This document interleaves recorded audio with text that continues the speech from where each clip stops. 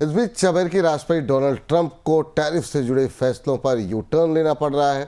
अब आशंका ये भी है कि ट्रंप एक और फैसले पर यू टर्न ले सकते हैं। मार्च के दौरान ट्रंप ने ऑटो इंपोर्ट पर जो टैरिफ लगाए थे उनको अब टाला जा सकता है। अमेरिका की ऑटो इंडस्ट्री इसके लिए अब दबाव बना रही है और ट्रंप ने भी इस बात के संकेत दिए हैं। सर, ट्रंप ने इलेक्ट्रॉनिक्स और सेमीकंडक्टर्स पर टैरिफ रोके हैं और क्या अब इसके बाद ऑटो पर भी टैरिफ घटते हुए दिखाई दे रहे हैं? विपुल जी, राजनीतिक रसूख की दृष्टि से अगर आप माने, अमेरिकी राजनीति पर असर की दृष्टि से देखें तो अमेरिका में तीन बड़े बड़े ऐसे सेगमेंट हैं, सेक्टर हैं जो अमेरिकी राजनीति को बहुत गहराई से प्रभावित करते हैं, जिनका असर होता है। पहले कभी स्टील हुआ करता था, लेकिन स्टील अब अमेरिका में पिछड़ा हुआ सा उद्योग है। डोनाल्ड ट्रंप निपॉन के साथ यूएस स्टील की डील के मामले में उलझे हुए हैं। पहला सेमीकंडक्टर और इलेक्ट्रॉनिक्स इंडस्ट्री है, और जिसमें एप्पल है, जिसमें डेल है, जिसमें एचपी जैसी बड़ी कंपनियां हैं। इनका बड़ा दबदबा है अमेरिकी राजनीति पर।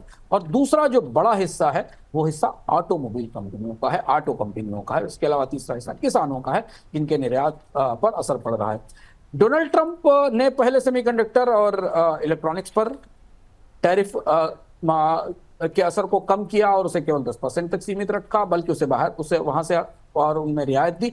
लेकिन अब ऑटो टैरिफ पर भी दबाव बनता दिख रहा है। हम विस्तार से समझते हैं कि डोनाल्ड ट्रंप को लगातार बार बार अपने कदम एक एक करके पीछे क्यों खींचने पड़ रहे हैं। ऑटो टैरिफ को क्यों रोकना चाहते हैं ट्रंप? ऑटो टैरिफ के मामले में आपको याद होगा कि मैक्सिको और कनाडा से आने वाले वाहनों और पुर्जों पर पहले ही 20% के टैरिफ लगा दिए गए थे। और इसके अलावा जो यूरोप से आयात हो रहा था उस पर भी अभी टैरिफ लगा हुआ है, हालांकि रेसिप्रोकल टैरिफ खत्म कर दिए गए। ट्रंप ने के फैसलों से ऑटो उद्योग में बड़ी उथल पुथल है। कई फैक्ट्रियां बंद हो गई हैं, नौकरियां गई हैं और गाड़ियों की बिक्री अमेरिकी बाजार में घट गई है। विपुल जी, जो गाड़ियां मैक्सिको और कनाडा से आती थी अमेरिका के बाजार में और तैयार होकर आती थी अमेरिका में बिकती थी, उनकी सबकी बिक्री रुक गई है। इसलिए अमेरिका के बाजार में सबसे जो बड़ा उद्योग है, जिससे सबसे ज्यादा रेवेन्यू आता है, उस उद्योग की हालत एकदम खराब हो चुकी है। 100 अरब डॉलर का लॉस होने जा रहा है कंपनियों को। शेयर बाजार में इनके स्टॉक्स की स्थिति देखी जा सकती है।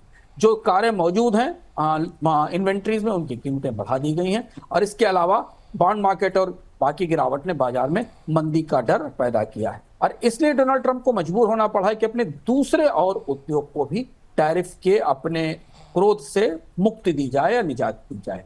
चूंकि यूरोप की अमेरिका की जो सप्लाई चेन है ऑटो की, वो बहुत कॉम्प्लिकेटेड है और बहुत विस्तृत है, जिसमें कनाडा और मैक्सिको एक बड़ा हिस्सा अपनाते हैं। चीन से भी कुछ सामान आता है, यूरोप से भी कुछ सामान आता है। और जैसा हम शुरुआत से कह रहे थे कि डोनाल्ड ट्रंप को जल्द ही इस बात का एहसास हो गया है कि चुटकियों का काम नहीं है, जादू का काम नहीं कि आपने आज टैरिफ लगाए और उसके बाद अमेरिका में बड़ी कंपनी आकर स्टेब्लिश हो गई।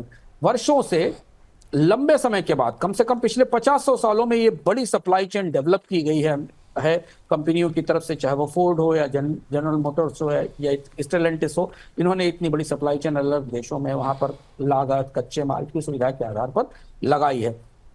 और इसलिए डोनाल्ड ट्रंप को अब इस फैसले से बदलाव करना पड़ेगा। और ये एक और बेहद महत्वपूर्ण कदम आने वाले समय में होने वाला है। और इसी डोनाल्ड ट्रंप ने कहा कि वो कार कंपनियों को थोड़ा समय दे सकते हैं, यानी एक और टैरिफ। तो 3 अगर बड़े कदम देखें, पहले रेसिप्रोकल टैरिफ का जाना, फिर उसके बाद सेमीकंडक्टर्स और इलेक्ट्रॉनिक्स पर टैरिफ का पीछे जाना, और उसके बाद अब ऑटोमोबाइल पर टैरिफ घटाने का या कम करने का संकेत देना। ये बता रहा है कि ट्रंप फ्लेक्सिबल होना चाहते हैं और ऐसा उन्हें बाजार ने ऐसा करने पर मजबूर किया है।